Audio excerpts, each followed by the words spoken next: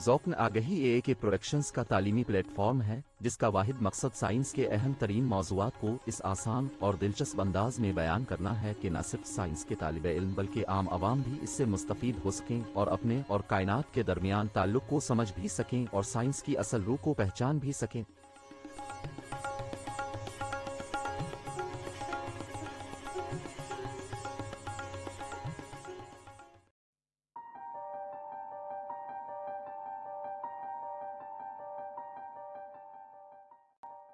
ہمارے وجود کے دو پہلو ایسے ہیں جن پر اس کی پوری عمارت کھڑی ہے۔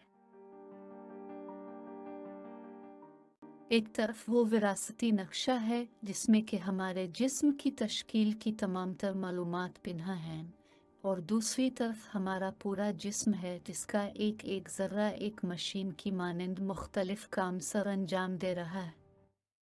مگر پھر انفارمیشن اور ہماری فنکشنل مشینری کے درمیان تعلق کیا ہے؟ ہماری آج کی کہانی اسی عظیم ترین تعلق کے بارے میں ہے جس کو جانے بغیر ہم زندگی کے بارے میں کچھ بھی نہیں جان سکتے۔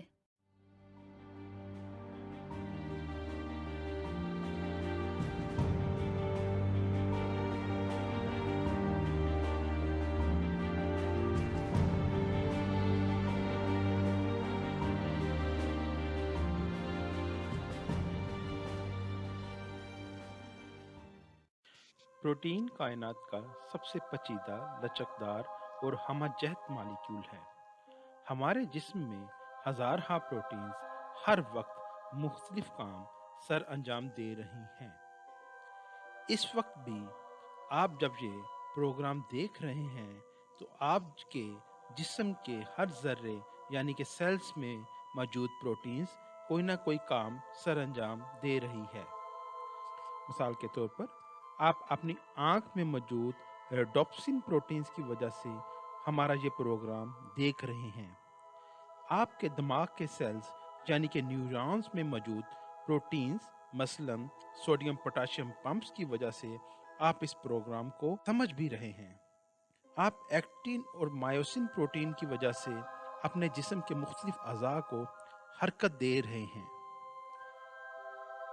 اسی طرح انٹیگرینز اور فائبرونیکٹن پروٹین کی وجہ سے ہماری جلد اپنی تمام تر خوبصورتی کے ساتھ قائم ہے، وغیرہ وغیرہ۔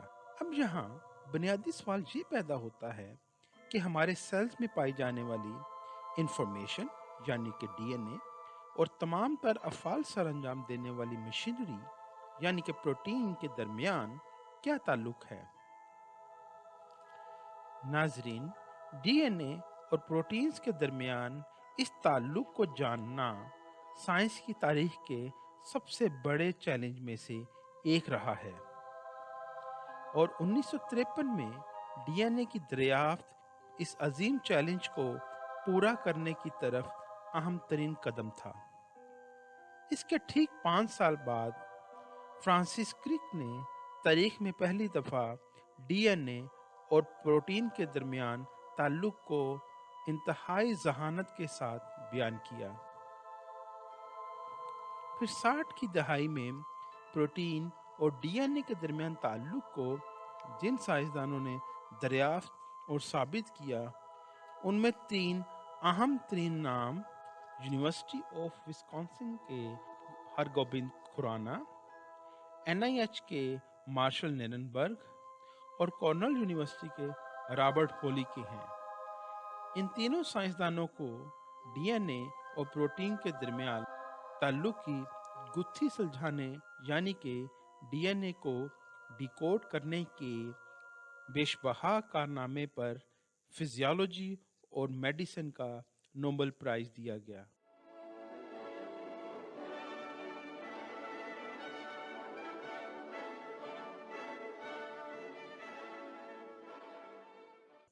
تو ساتھیو، مذکورہ بالا اور دیگر سائنسدانوں کی تحقیقی کاوشوں کے نتیجے میں ڈی این اے اور پروٹین کے درمیان تعلق کی جو تصویر ہمارے سامنے آتی ہے وہ بلا شبہ قدرت کے عظیم ترین شاہکاروں میں سے ایک ہے۔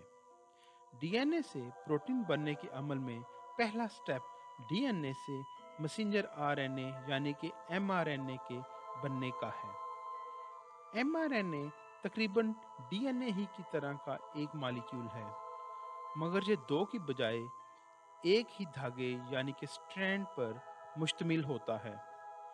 डीएनए से एमआरएनए बनने का अमल डीएनए से डीएनए बनने के अमल जैसा ही है और इस अमल को ट्रांसक्रिप्शन कहते हैं।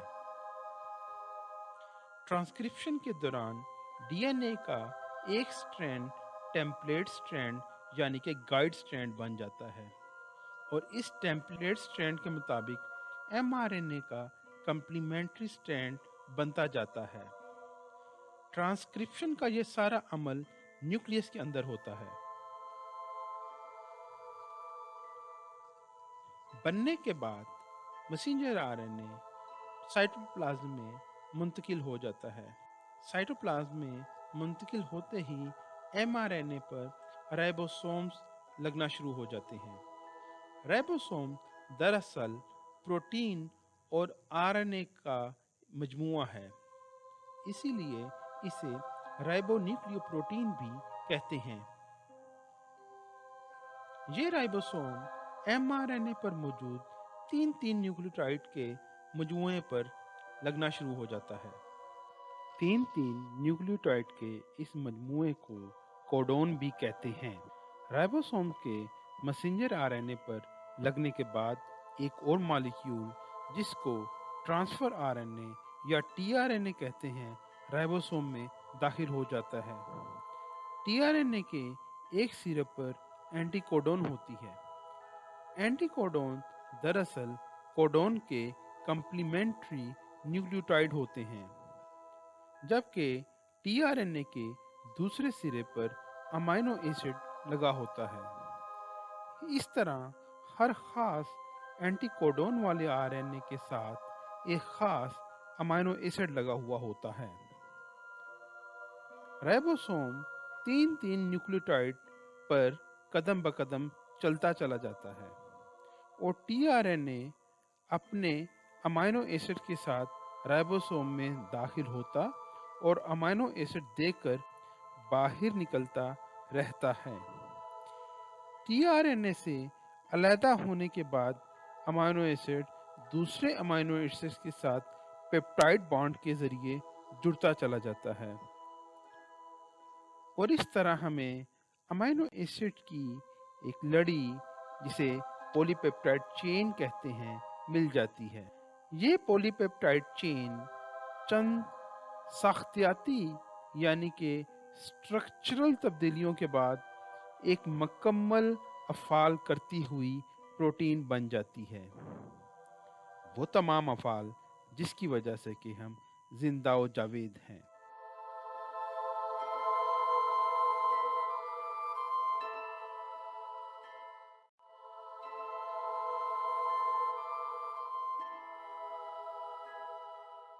लिहाजा प्रोटीन पर अमाइनो एसिड की तरतीब का इन्हिसार मैसेंजर आरएनए पर न्यूक्लियोटाइड की तरतीब पर होता है और मैसेंजर आरएनए पर न्यूक्लियोटाइड की तरतीब का इन्हिसार डीएनए पर न्यूक्लियोटाइड की तरतीब पर होता है और ये अमाइनो एसिड की सही तरतीब ही है जिसकी वजह से प्रोटीन की साख्त बनती है और वो अपने अफ़ाल एहसन तरीके से सरअंजाम देने लगती है। तो नाजरीन, अब आपको मालूम हो गया होगा हम अपनी अगली नस्ल को जो विरासत मुंतकिल करते हैं इसमें डीएनए की हैसियत एक ऐसे नक्शे की है जिस पर मौजूद डाट्स की तरतीब की रोशनी में हमारे जिस्म की असल मशीनरी यानी कि प्रोटीन की साख्त मुरतब पाती है और प्रोटीन अपने हमजहत अफ़ाल सर अंजाम दे सकती है।